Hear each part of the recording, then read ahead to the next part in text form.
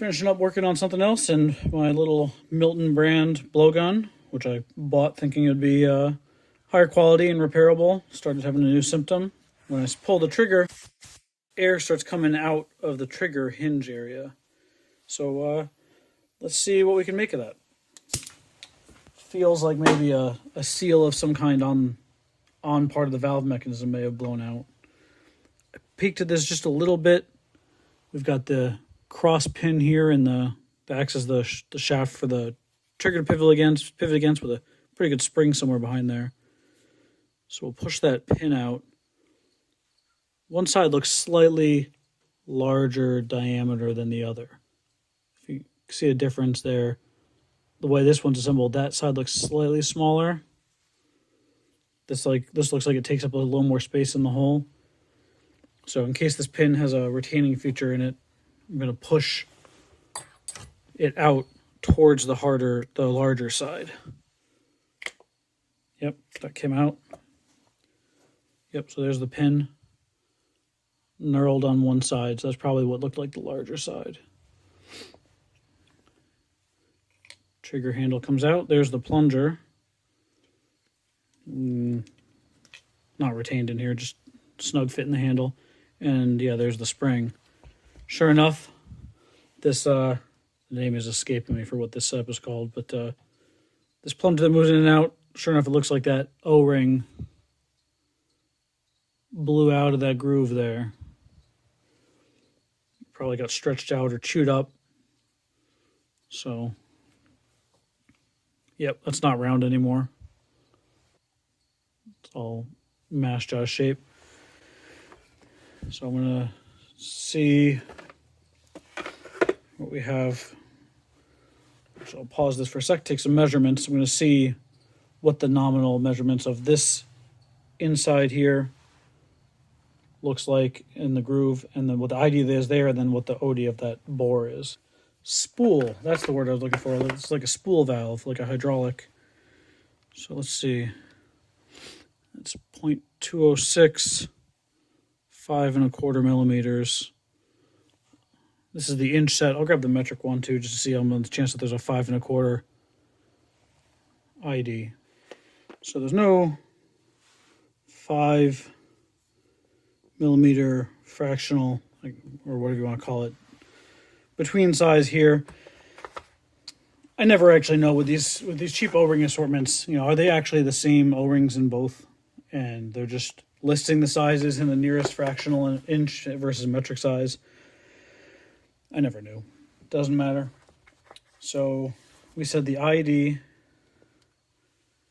is it's nominally 5 millimeters, and the OD, let's see how tight, what fit this is in there. Not right, because the O-ring is the tight fit. Let's see if we can get something of a measurement in here.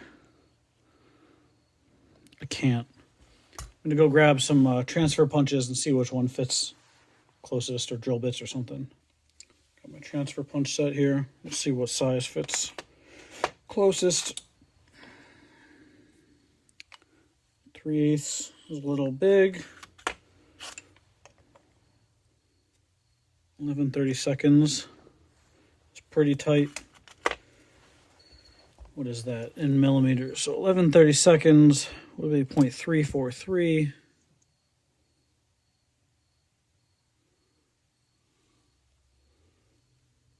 .75. So with an IED of 5, section of 2, this will be about 9. This might be a little tight. So R03, 11/32 is a little smaller than 3/8 OD. We've got a 1/4 inch. I think that metric one might be a closer fit. It's going to be R03 from either set, effectively. It's a little fat. Let's see how it fits. All right, answered a couple questions here. So the O-rings between the two sets do not appear to be interchangeable. If I pull one from each here, This is the inch R03. This is the metric. And looking at some of the adjacent sizes in each, I don't see these in each other's set. I mean, this might be R04 from the metric set, but R03 in the inch. But I don't see this metric one with a fatter profile. I don't see an analog for this in the inch set. So somewhat validating to have both of these sets on the shelf, I guess, and a bunch of other partial sets if I just need to guess at a size. In any case, I did wrestle the R3 from the metric set on here, and it does feel like a decent fit in here. I'm going to get a little bit of silicone paste to coat this as I put it in. Air oil, pneumatic oil would probably work just fine as well. Just a little something. I never like putting O-rings in dry. I mean, that might be why this one popped out in the first place. There seemed to be no lubrication in here at all for this O-ring. So that goes in. It has just a little bit of resistance.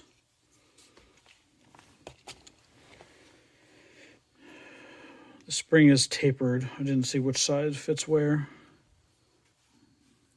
Well, the bigger side doesn't want to fit in the handle. Not nicely, at least. So, guessing the bigger side sits down in the body. Smaller side goes into the handle.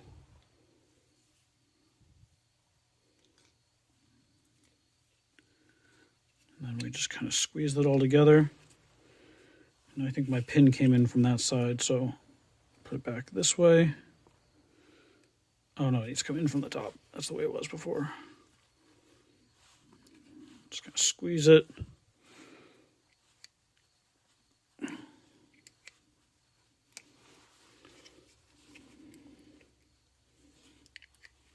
Okay.